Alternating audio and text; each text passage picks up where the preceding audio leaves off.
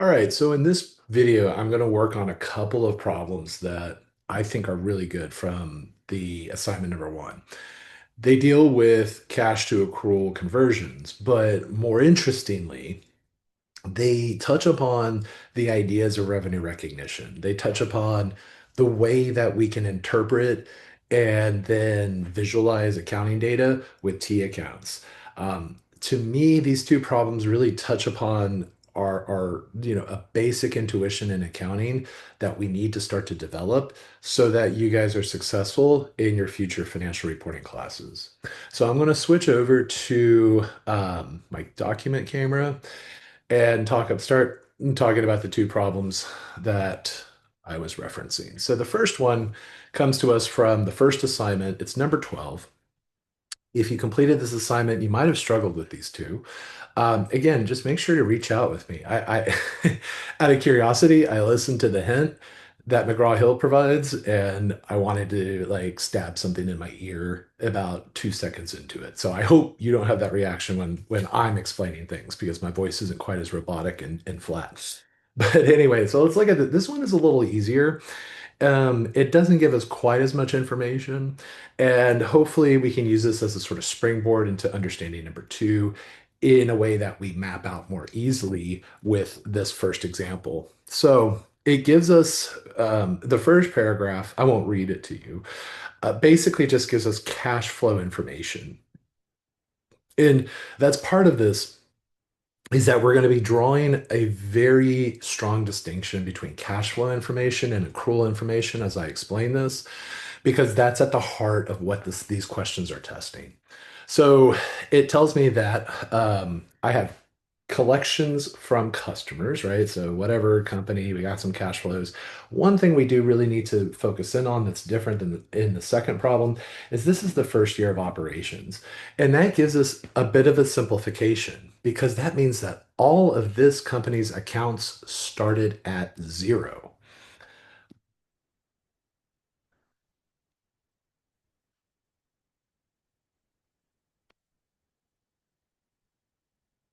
And we'll see how that can simplify things as we start to develop and represent our understanding of cash and accrual information to some T accounts here. Um, they collected cash from customers, so I'll just call it customer cash collected. And again, just from mapping out the problem, setting out the facts, really can sometimes be the start to a successful attempt on a problem. We paid cash for rent.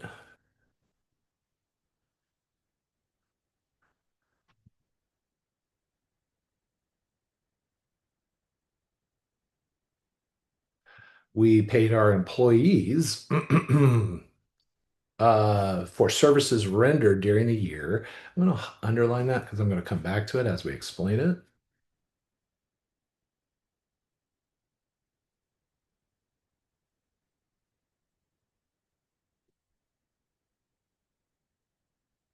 And we have cash paid for utilities.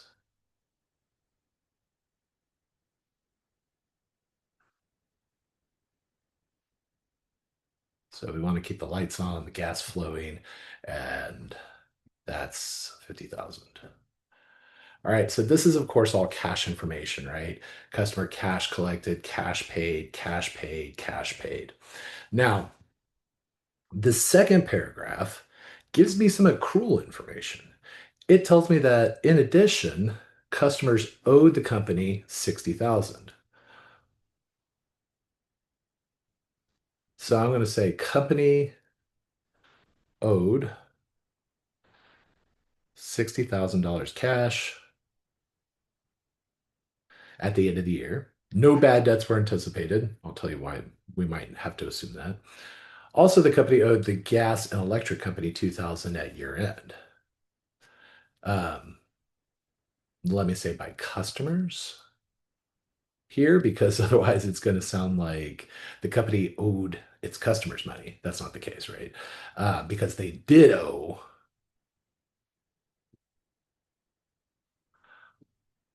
the utilities company uh, how much was it? $2,000.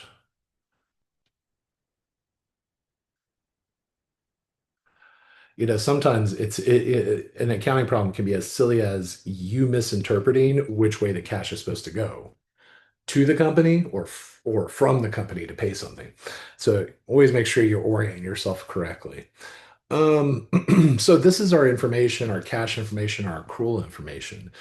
And one more piece of accrual information I almost skipped over. And the rent payment is for a 2-year pay period.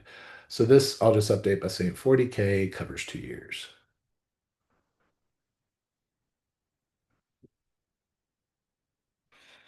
So first, I want to, you know, just appreciate the fact of being able to separate accrual information from cash information. Just remember that our cash information, i-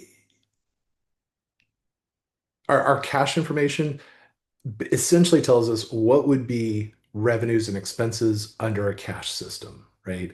So we could create a cash income statement from solely these four numbers, and that would be a cash basis evaluation of revenues and expenses.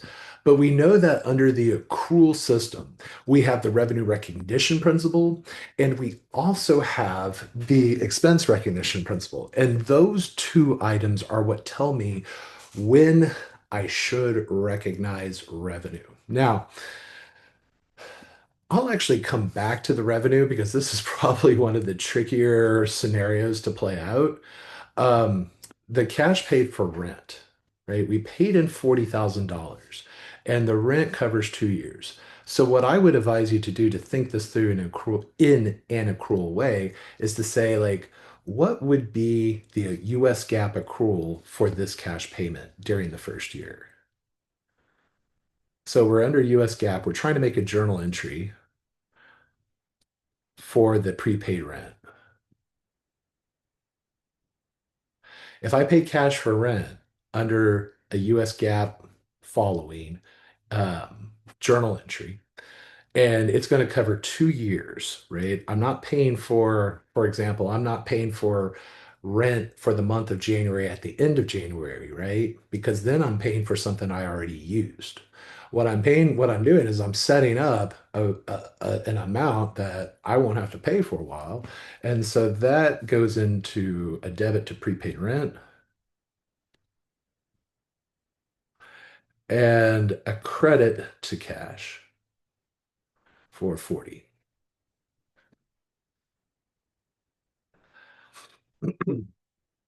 Prepaid rent is an asset, cash is also an asset. Debit and credit assets gives opposite effects. So now let's think about this prepaid rent account. And we wouldn't have a prepaid rent account under the cash system because when we credited cash here for 40,000 under just a cash basis system, we would debit rent expense for 40,000. So there would be no room for this prepaid rent asset under a cash basis system. So this is all accrual. Now, the company's in its first year, so all accounts start at zero. That means this prepaid rent account is at zero.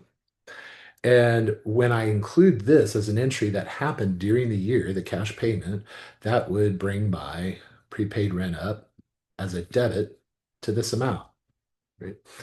So at the end of the first year, this would, if there were no other cash payments under an accrual system, be the unadjusted balance.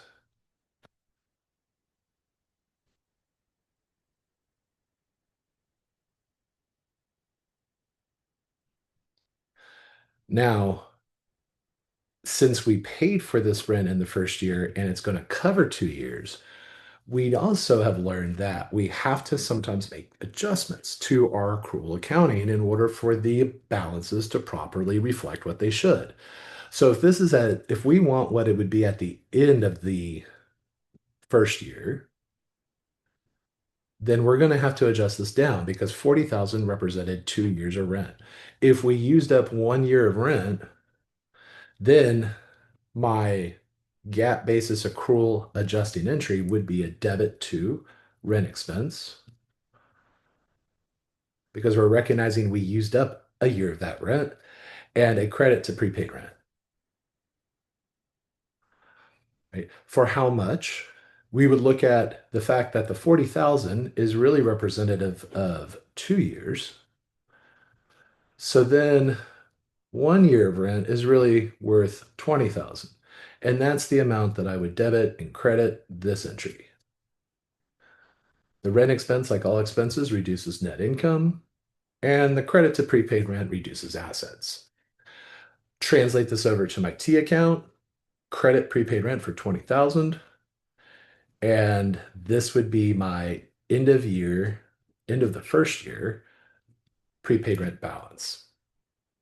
Notice what we did though in establishing that balance was recognize some rent expense. So this is an accrual expense that would go on my income statement that's prepared under an accrual basis. So from this 40,000, we have now ascertained what the accrual piece is. Let's do an easy one. The cash paid to employees. Now, the cash paid to employees. Remember, I said I want to underline services rendered during the year for a particular reason. Here it is. We're paying our employees for something they did during this period. When the payment aligns with the benefit or when it aligns with the service we're paying for, then we would have a similarity between cash and accrual systems. Now, that might not make a whole lot of sense, but the way to think about it would be so let's say that if we had cash paid to employees for $120,000 and we still owed them another 40,000 at the end of the year. Well, that would suggest something different, that not only did we pay them for their services they rendered during the period, but if we owe them another 40,000 at the end of the year, they provided some services that they have not yet been paid for. And so that would increase the accrual expense I would need to recognize.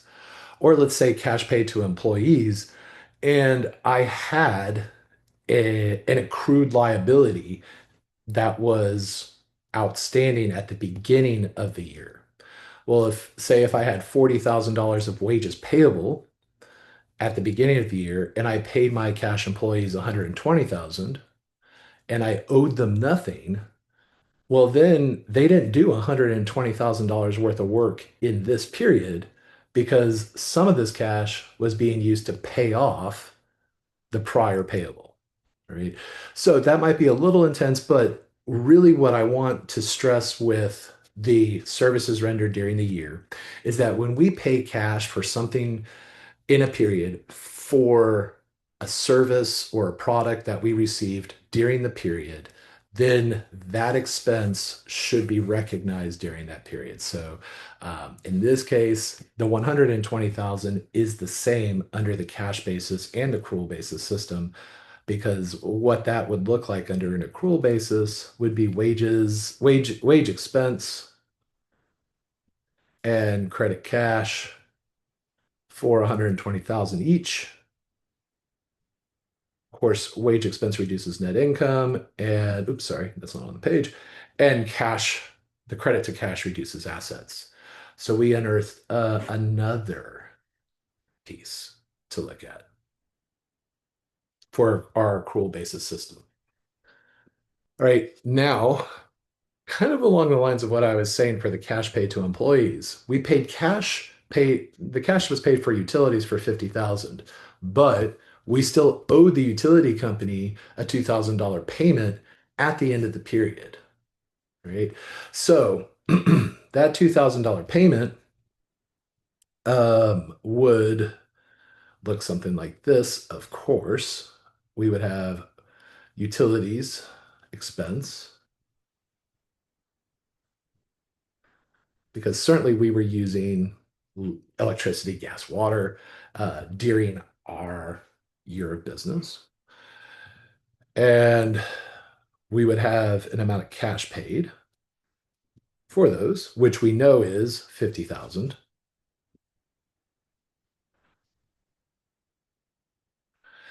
But We still owe the utility company a $2,000 payment at the end of the first year. So really what we have here then is a utilities payable, and at the end of the year, it would be a liability. I'm sorry, not just a liability. At the end of the year, it would be a $2,000 balance. Now, you might ask, well, how did he know that oh, that would translate into a utilities payable, right? Well, because it's just a simple definition. Any amount that we owe, that is a payable. We have to pay people, right? We owe them money. And so that meets the definition of a payable under an accrual system. Under a cash system, we wouldn't care. We wouldn't represent or bother to record the $2,000 owed at the end of the period. We would just recognize utility expense for 50,000, the amount of cash paid. But if we have a $2,000 payment still due at the end of the period, we do know for a fact, remember, all of our accounts start at $0 because this is the first year of operations. So that utilities payable starting at zero, I'm going to have to recognize an amount of expense that would accrue into this payable. I know I paid at least $50,000 of utilities. So then how much must be accrued in this account overall, considering I made a payment that would pay off any payable I had, and I still owe 2,000. So basically then we're solving for this amount. What amount of expense was accrued into my payable over time, right? This then, of course, would have to be just by solving the T account, starting at zero, subtracting 50, but I end up at two. Well, then I must have had $52,000 put into this account at some time. One way to represent this would be with the following journal entry.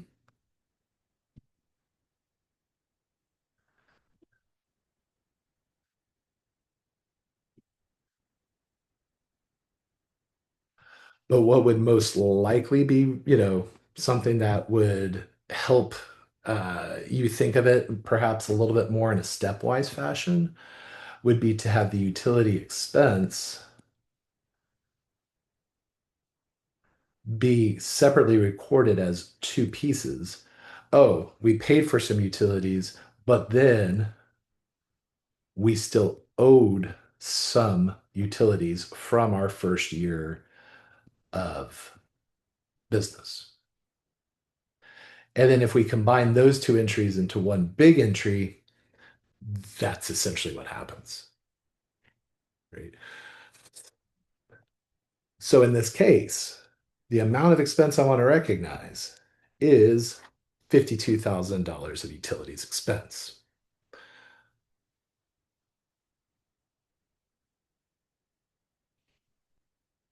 Now let's deal with the revenue. The revenue is kind of similar to this utilities payable or expense piece. I want to approach it just a little bit different by talking about it and then putting it into T accounts and journal entries. So let's assume that we had $340,000 of customers who just exchanged goods and whom we sold goods and services for $340,000 of cash, right? So if we think of it that way, we just had a debit to cash and a credit to sales revenue for that amount. And of course, that would be the amount we would record under the cash basis system. However, we also are owed 60,000 by customers at the end of the period. So when a company is owed money, what is that in an accrual system? Remember, that would be a receivable, right? We are due to receive money from customers. And if we are owed money by customers, then that means we've provided the good or service. So we can record the revenue, right? We have a reasonable expectation of payment when we provide a good or service to someone, and we have an agreement that we're going to invoice them and they're going to pay it, right? So now we have essentially not just $340,000 of revenue that would be recognized under the cash basis, but $400,000 of revenue. Now you might say, how can, if you're really trying to like poke a hole in this logic, you might say, well, what if some of these collections were from prior outstanding customers? Like, a customer last year bought something and we invoiced them, but they didn't pay it, right? Now they're paying it this period. So really, that customer was revenue in the last period. So how can you say that all this cash is definitely revenue this period? Again, go back, all accounts started at zero. This is the first year of business for the company. And so when we think about their AR account, their accounts receivable, right? They started at zero and they ended the period or the first year. They ended that first year at 60,000. All right. Um, and again, we can kind of construct something like this utilities payable I did, where we could say, well, maybe all of our customers are credit customers. So when we collected cash from these customers, we debited cash and credited our accounts receivable. And if I credited my accounts receivable by that amount, then I must have also debited it by 400,000, right? Solving for this as the missing piece. I know I collected cash. I ended up with $60,000 of customers owing me money. Now, how much then did we sell during the year by accounts receivable? And so, with that interpretation, we could think of it something as follows: debit accounts receivable, 400,000, credit sales revenue, 400,000, and then we collected cash, right? That's going to be the next piece, the next journal entries that explain the transactions of this T account. We debit cash, we received cash, 340,000, and then we credit receivables for that amount. And then all of this gets plugged into an account receivable account. But the important part is we've now found the accrual revenues. So now that you've found all the accrual pieces and the expense pieces, the remaining task is to set up an accrual basis income statement or just to calculate accrual net income for the year. So we start with our revenues. Our revenues were an accrual amount of 400,000.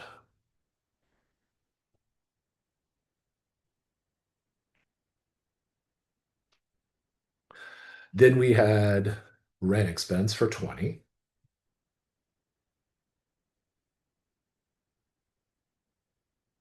Then we had wage expense for 120.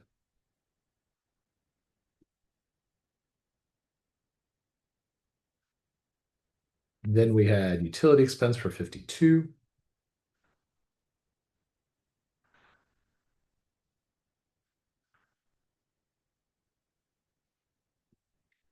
And if we do the math here, in this version, algorithmic version of the problem, I get $208,000 of accrual revenue. So this is a US GAAP income statement.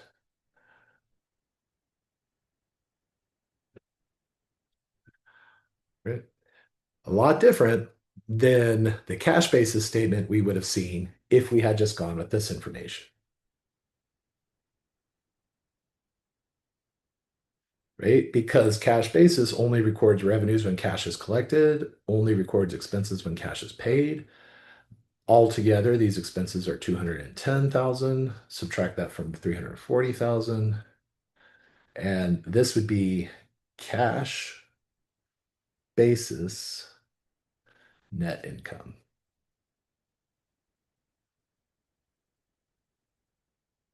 So quite a difference between those two income amounts, right? We got $208,000 under an accrual basis income statement.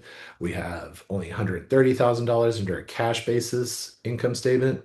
Now, here's an interesting thought though. Remember, not only would this be shown on a annual statement for a US GAAP company, because it would be, of course, the income statement for the company. But this would too. It wouldn't be shown as an income statement, it would be shown as a statement of cash flows. And so the accrual basis does more accurately show activities in the company, the using up of assets, the receipt of assets from the company in terms of expenses and revenues. It does predict performance better, but we still do have that cash basis information. So we lose out on nothing when we do accounting under US GAAP accrual basis. I hope this video was a little helpful with figuring that out. I know it's not the easiest thing, and it does get to be, a little conceptual. And like I said, it really tests a lot of our accounting intuition with some of these entries and how to set it up and the T accounts. And you might not have thought to set it up that way, right, off the bat, just never knowing anything about these sorts of problems. But now you have a sort of key to thinking about it. Like, well, let me identify the cash information. Let me identify the accrual information. Let me set up some T accounts so that I can figure out, well, what's the cash movement versus what's the accrual movement. And that's really what I want you guys to get from these. I'm going to do the second part on another video. I would recommend if you are retrying this problem and trying to figure it out again, that's great. Go ahead and try the second one before you watch the second video. See if you can figure it out. See if you can make some headway into it, and then watch that video if you get stuck. All right. Thanks for watching.